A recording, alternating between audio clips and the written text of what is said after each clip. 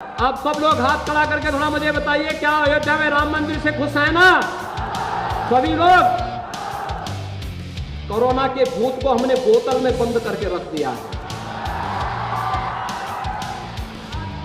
जंगल party गायब, अपराधी गायब, दंगाई गायब। पहले भूख से मौतें होती थी क्योंकि गरीब का अन्न ये लोग खा जाते थे, सपा बसपा के लोग खा जाते थे। पहले इन गरीबों की नौकरी पर अब्बा जान कहने वाले डकैती डाल देते थे। क्या ये राशन 2017 के पहले भी मिलता था? क्योंकि तब तो अब्बा जान कहने वाले राशन हजम कर जाते थे।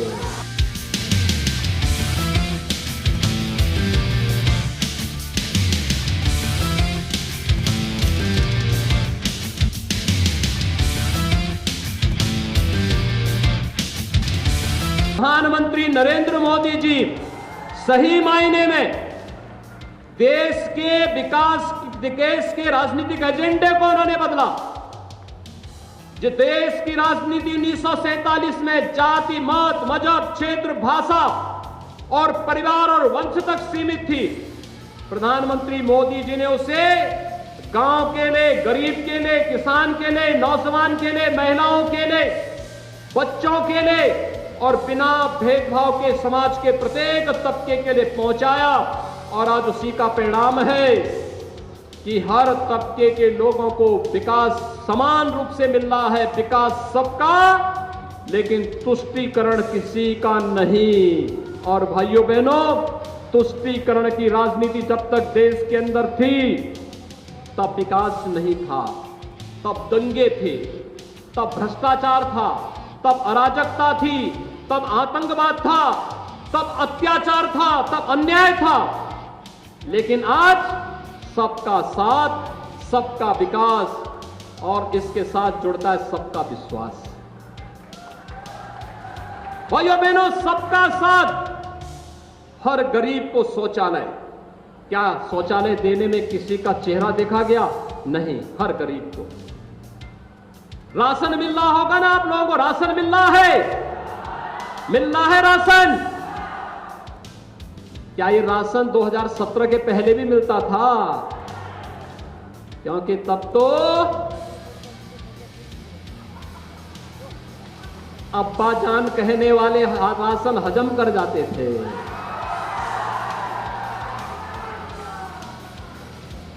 तब कुशीनगर का राशन नेपाल पहुंच जाता था, बांग्लादेश पहुंच जाता था। और आज कोई इन गरीबों का राशन निकलेगा तो राशन तो नहीं निकल पाएगा, लेकिन जेल जरूर चला जाएगा। और भाइयों बहनों, यही संकल्प लेकर के हम लोग चले। पहले इन गरीबों की नौकरी पर अब्बा जान कहने वाले डकैती डाल देते थे।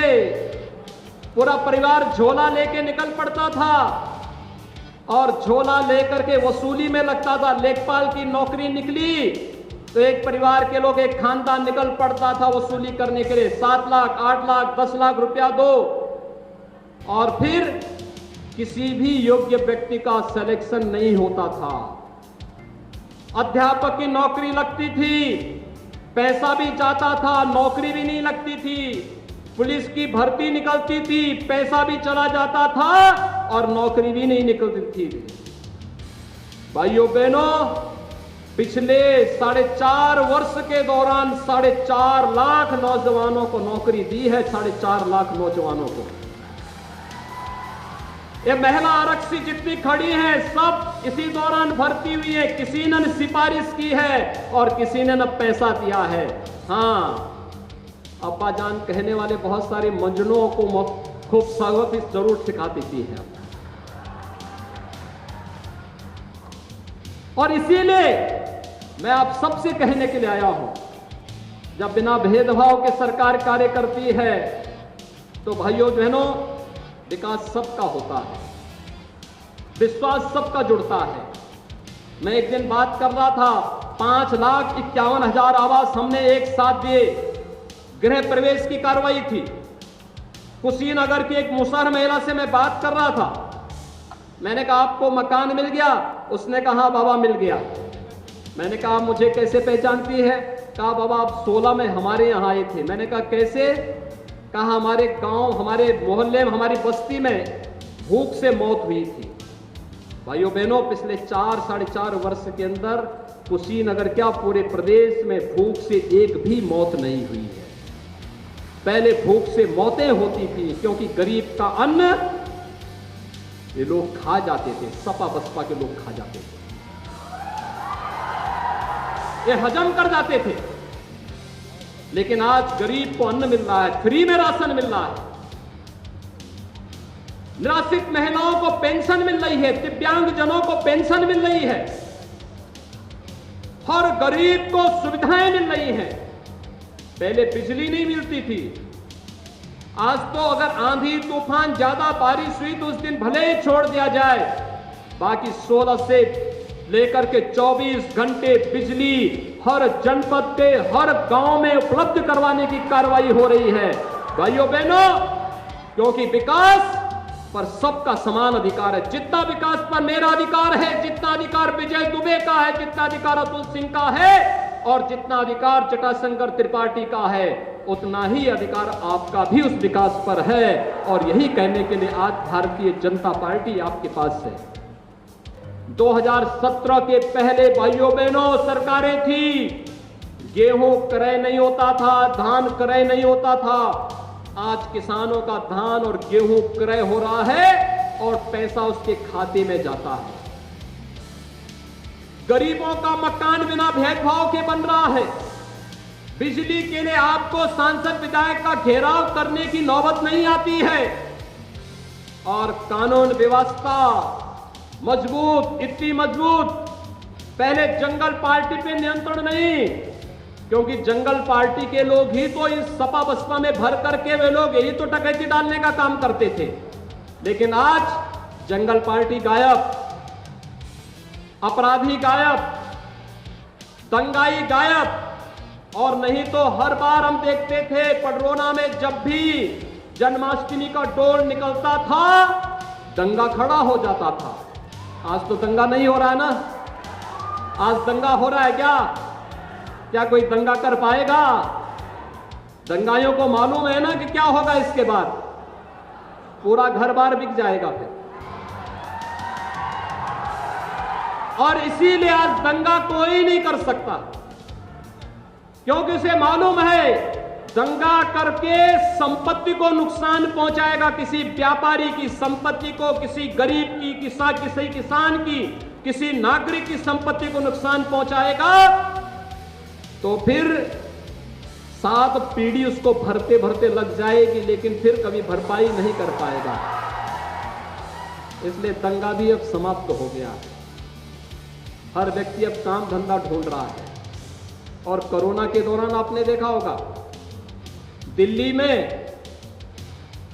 उन्हें संभले नहीं संभलता है, महाराष्ट्र में कोरोना संभले नहीं संभल रहा है, केरल में आप देख रहे होंगे संभले नहीं संभल पा रहा। आप समाचार सुनते होंगे कोरोना के कितने मरीज। उत्तर प्रदेश की आबादी 24 करोड़ और 24 करोड़ की आबादी में उत्तर प्रदेश में कोरोना, आज कुल उत्तर प्रदेश के अंदर 14 मामले आए हैं, कुल 14 मामले। कोरोना गायब, एकदम कंट्रोल में। कोरोना के भूत को हमने बोतल में बंद करके रख दिया है। और भाइयों बहनों, ये कोरोना ने अर्थव्यवस्था को प्रभावित किया, राजस्व कम हुआ है। अन्यथा हम तो चाहते थे कुशीनगर और देवरिया में एक नई चीनी मिल आनी चाहिए। हमने यहां के लोगों के लिए पिपराइच में तो एक बड़ी चीनी मिल फिलहाल दी है, लेकिन कुशीनगर और देवरिया तो पूर्वी उत्तर प्रदेश में चीनी का कटोरा कहा जाता था। और हमारी इच्छा थी ये चीजें हों। राजस्व में काफी हम लोगों को उस समय नुकसान उठाना पड़ा, क्योंकि लॉकडाउन, मार्केट बंद, आवागमन बंद, सब कुछ बंद। आय नहीं, लेकिन जनता की सेवा, फ्री में उपचार देना है, फ्री में राशन देना है, फ्री में भोजन देना है, फ्री में सारी कुछ सब कुछ देना है, ये सब कुछ करने के लिए पैसे की आवश्यकता, जो जमा पूंजी थी वो जनता जनार्दन के लिए समर्पित कर दी गई। और जनता जनार्दन के लिए जब समर्पित कर दी गई तो जो विकास के पैसे को रुकना भी नहीं था, सड़क बन रही है, पुल बन रहे हैं, हॉस्पिटल बन रहे हैं, एयरपोर्ट बन रहे हैं, हाईवे बन रहे हैं, पंचायत भवन बन रहे हैं, पेयजल की स्कीम बन रही है, जनता की सामान्य आवश्यकताएं हैं, किसी को रुकने नहीं दिया। लेकिन भाइयों बहनों, सरकार बनाने के लिए फिर से हम सबको अंगड़ाई लेनी पड़ेगी। भारतीय जनता पार्टी और मोदी जी के मार्गदर्शन और नेतृत्व में एक बार फिर से भारतीय जनता पार्टी की सरकार के लिए कमर कसिए और फिर से हम लोग नई चीनी मिल लगाने की कार्रवाई को आगे बढ़ाने का कार्य करेंगे। आपको चिंता नहीं करनी है। मैं तो आपसे आज केवल 6 महीने का समय मांगने आया हूं और इसीलिए मैंने रामकोला से शुरुआत की है। रामकोला से, क्योंकि आप जानते हैं प्रभु राम के जन्मभूमि के मंदिर निर्माण का कार्य भी जब बीजेपी की सरकार प्रदेश और केंद्र में मोदी जी प्रधानमंत्री बने तभी ये कार्य संभव हो पा रहा है। आप खुश हैं अयोध्या में राम मंदिर बनने से? क्या खुश हैं? आप सब लोग हाथ खड़ा करके थोड़ा मुझे बताइए, क्या अयोध्या में राम मंदिर से खुश हैं ना सभी लोग? क्या सपा के समय मंदिर बन जाता?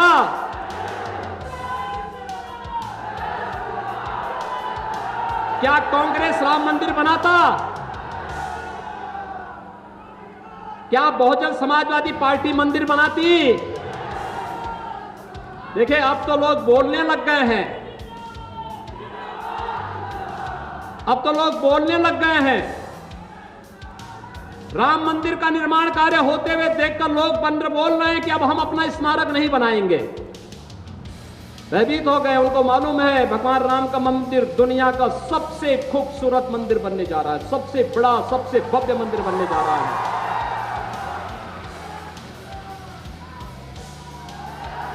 क्या राम भक्तों पर गोली चलाने वाले राम मंदिर बनाते? क्या गोली चलाने वाले और दंगा कराने वाले कश्मीर से धारा 370 को हटाते?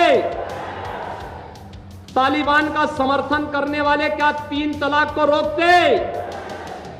तो भाइयों बहनों, फिर इस जातिवादी और वंशवादी मानसिकता को प्रदेश की जनता कतई बर्दाश्त न करे। याद रखना, बिच्छू कहीं होगा तो डसेगा ही। सावधान होकर के आपसे यही कहने के लिए आया हूं। 7 वर्ष, 7.25 वर्ष मोदी जी को प्रधानमंत्री के रूप में आपने देखा होगा।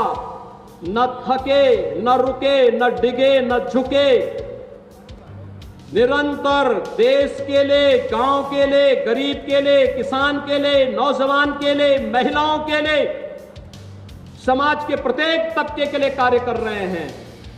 और आज मैं भी आपसे यही अपील करने के लिए आया हूं। मोदी जी की प्रेरणा से, उनके मार्गदर्शन से पिछले 4.5 वर्ष में बिना रुके, बिना थके, बिना डिगे, बिना हटे हम लोगों ने जनता जनार्दन की और प्रदेश की सेवा की है।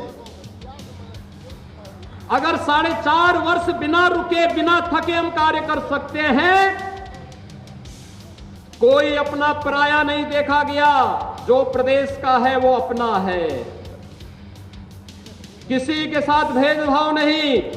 तो क्या अगले 6 महीने भारतीय जनता पार्टी के राष्ट्रवादी और विकास के मिशन के लिए आप समर्पित करेंगे? सभी लोग तैयार हैं? कमल का फूल लेकर के जो आएगा वह भारतीय जनता पार्टी का प्रत्याशी, जिसको घोषित होगा कमल के फूल के साथ, वो आपका प्रत्याशी होगा। क्या इस संकल्प लेंगे? यह संकल्प सही मेरे सामने बोलना है, तय है ना? तो आप सबसे ये अपील करने के लिए अभी से कमर कस करके याद रखना, जीत का मायने तब है अगर आपको लगता है कि मोदी जी ने और योगी जी ने अच्छा काम किया है, तो सभी विपक्षी दलों की जमानतें आने वाले समय में जब्त होनी ही चाहिए। तैयार हैं सभी लोग? दोनों हाथ खड़ा करके बोलेंगे जय श्री राम, जय जय श्री राम, जय जय श्री राम।